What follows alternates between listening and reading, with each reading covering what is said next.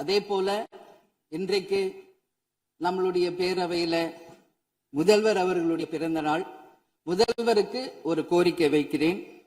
இங்கு நான் சட்டமன்றத்திற்கு வந்த நாட்களில் இருந்து அவை பணியாளர்கள் எல்லாருக்கும் இது மாதிரி ஒரு டம்ளர்ல ஒவ்வொரு இடமா போய் தண்ணி கொடுத்துக்கிட்டு இருக்காங்க. இன்னைக்கு நம்ம ரொம்ப அட்வான்ஸ்டா போயிட்டு இருக்கோம். இன்னும் ஸ்டில் அந்த ஓல்டு மாதிரி போயிட்டு இருக்கு. இல்ல ஒரே ஒரு விஷயம், மாண்பு உறுப்பினர் இந்த தேன் பாய்ந்து அந்த வார்த்தை அவைக்குள்ள நீக்கப்படுகிறது. அதை எடுத்துருங்க. அடுத்ததுங்க, இது மாதிரி கொடுக்கறது ஒன்லி கிளீன்லினஸ் ஒண்ணு. அவை பணியாளர்களுக்கு நிறைய வேலை இருக்கு. ஒவ்வொரு டேபிளா அவங்க தவழ்ந்து கொடுக்கறது நமக்கே பாக்குறதுக்கு ஒரு மாதிரி இருக்கு. சோ சிஎம்க்கு ஒரு ரெக்வெஸ்ட், பெட் பாட்டில்ஸ்ல ஒவ்வொரு டேபிள்லயுமே பாட்டில்ஸ் நீங்க குடி தண்ணீர் வச்சிடலாம். குடிச்சிட்டு அவங்கவுங்க இடத்துல அவங்கவுங்க வச்சிட போறாங்க. இதனால கவர்மெண்ட்டுக்கு எக்ஸ்ட்ரா செலவும் ஒன்னும் வரப்போறது இல்ல. அவங்கவுங்க இடத்துல வச்சிடலாம் அப்படின்ற என் கருத்தை நான் சொல்றேன். ஏன்னா இது டம்ளர்ல கொடுக்கறதும் அது மறுபடியும் கேட்கறதும் அவங்க வருவதும் அவங்களுக்கு நிறைய பணிகள். அது பதில் ஒவ்வொரு சீட்ல ஒரு பெட் பாட்டில்ஸ் மாதிரி கண்ணாடி பாட்டில்ல வாட்டர் வச்சுட்டா அவங்களுக்கு தேவைக்கு எடுத்துட்டு கொடுத்துடலாம். சோ இது பிறந்த நாள்ல முதலமைச்சருக்கு ஒரு கோரிக்கை வைக்கிறேன். அதுக்கு நாம நெகிழியில வேண்டாம், பிளாஸ்டிக் பாட்டில்ஸ் நம்ம அலோவ் பண்ண வேண்டாம், கண்ணாடி பாட்டில்ல நம்ம வைக்கலாம். உறுப்பினர் மாண்புமிகு பேரவைத் தலைவர் அவர்களே, அந்நியார் அவர்கள் ஒரு நல்ல கருத்தை இங்கே சொல்லியிருக்கிறார்கள். அந்த கருத்து ஏற்புடையது அல்ல என்பதை நான் தெரிவித்துக் கொள்ள கடமைப்பட்டிருக்கிறேன். என்ற கோபம் வந்தால் தண்ணி பரலை கொண்டிருக்க வாய்ப்பு இருக்கிறது.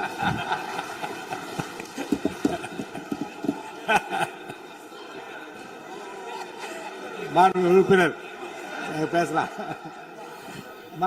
இப்போ தண்ணி பாட்டில் தான் வீசணும் கிடையாது, டம்ளர்ல கூட வீசி அடிக்கலாம். உறுப்பினர் ஒரு நிமிஷம்.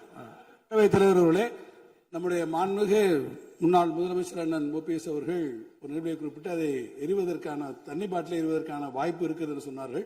ஒருவேளை அவருடைய தனிப்பட்ட அனுபவத்தின் காரணமாக அதை அவர்கள் இங்கே குறிப்பிடுறாரா என்பதை நான் அறிய விரும்புகிறேன்.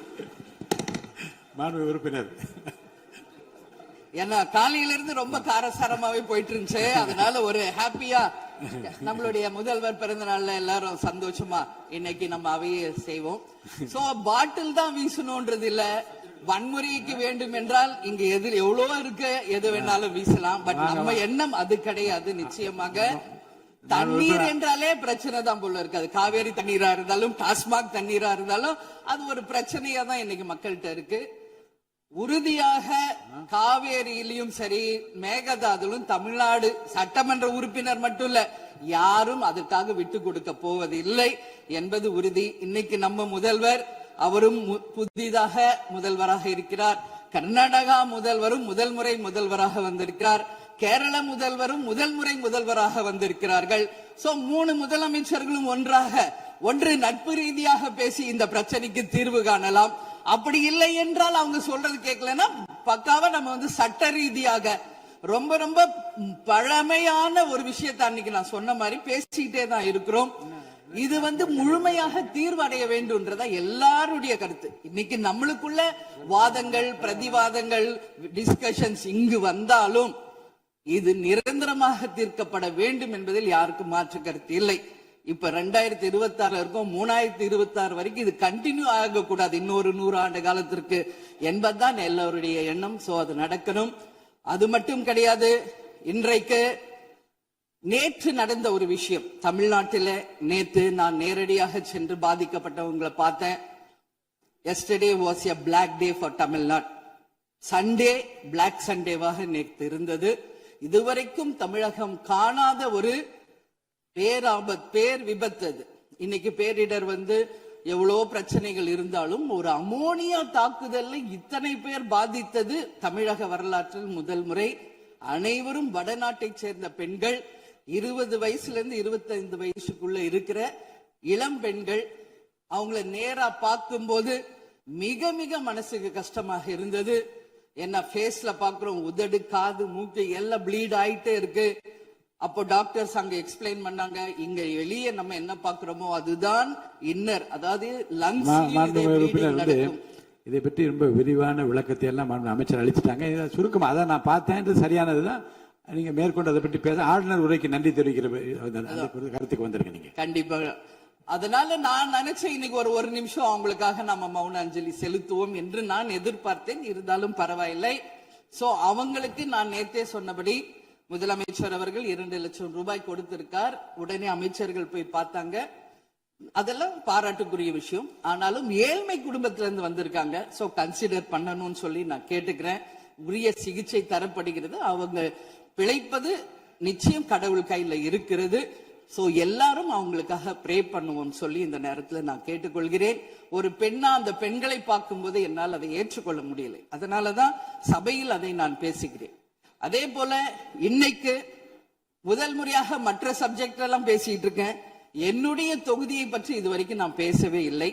நான் சட்டமன்ற உறுப்பினராக வெற்றி பெற உறுதுணையாக இருந்த திராவிட முன்னேற்ற கழகத்திற்கும் அதன் தலைவர் அண்ணன் ஸ்டாலின் அவர்களுக்கும் இந்த நேரத்தில் என் நன்றிகளை தெரிவித்துக் கொள்கிறேன்.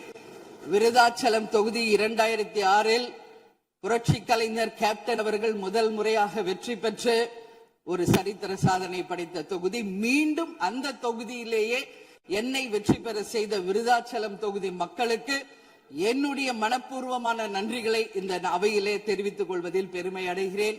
அதே போல அந்த விருதாச்சலம் தொகுதி மக்களுக்கு நான் என்னைக்கும் உண்மையாக இருப்பேன், நேர்மையாக இருப்பேன் என்பதையும் இந்த நேரத்தில் தெரிவித்துக் கொள்கிறேன்.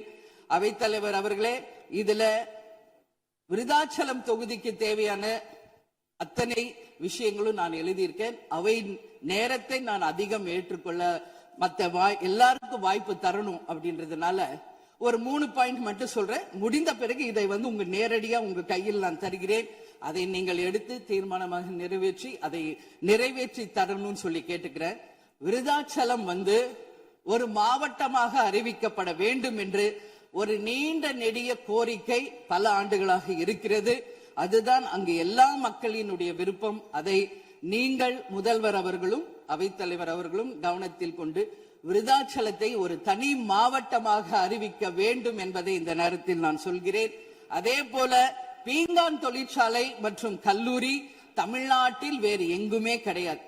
அது விருதாச்சலத்துல மட்டும்தான் இருக்கு. கவர்மெண்ட் அந்த ஃபேக்டரியும் சரி ஒரு காலேஜும் பட் ரொம்ப ஒரு நலிவுற்ற நிலையில் இருக்கிறது. சோ அதை நீங்க கட்டாயமாக மிகப்பெரிய அளவுல டெவலப் பண்ணி அதன் மூலம் வேலை வாய்ப்பையும் அதே நேரத்தில் எக்ஸ்போர்ட் பண்றதுக்கும் கட்டாயம் அரசு நிச்சயம் எங்களுக்கு ஒத்துழைக்க வேண்டும் என்பதை கேட்டுக்கொள்கிறேன். விவசாயம் நிறைந்த பகுதி, அங்கு குடிதண்ணீர்ல மாசு இருக்கிறதுனால நிறைய மக்களுக்கு கிட்னி பாதிக்கின்ற ஒரு நிலைமை இருக்கு. சோ அங்க கூட்டு குடிநீர் திட்டத்தை கொண்டு வர வேண்டும். மரவள்ளி கிழங்கு, மக்காச்சோளம், நெல், கரும்பு இவைதான் அங்கு அதிகமாக விளைகிறது. சோ விவசாயிகளுக்கு முழு கடன் தள்ளுபடி செய்து விவசாயிகளுக்கு எல்லா விதத்திலும் இந்த அரசு உறுதுணையாக இருக்கணும் சொல்லி நான் கேட்டுக்கிறேன். அதே போல டெல்டா பிரச்சனை மட்டும் கிடையாது, இது தமிழ்நாடு பிரச்சனை. நம்மளுடைய நீர் ஆதாரம் எல்லாருக்கும் கிடைக்க வேண்டும் என்றும் கூறி இது அவை முடிந்தவுடன் இதை உங்களிடம் சமர்ப்பிப்பேன். இதை நீங்கள் ஏற்று இதை கட்டாயம் நிறைவேற்றி தர வேண்டும் தொகுதிக்காக என்று கேட்டுக்கொண்டு எல்லாருக்குமே இந்த நேரத்தில் இந்த அவையில் பேச வாய்ப்பு கொடுத்த அவைத்தலைவர் அவர்களுக்கும் இன்று பிறந்தநாள் காணும் முதல்வர் அவர்களுக்கும் என் நன்றிகளை தெரிவித்துக் கொண்டு அமர்கிறேன். நன்றி, வணக்கம்.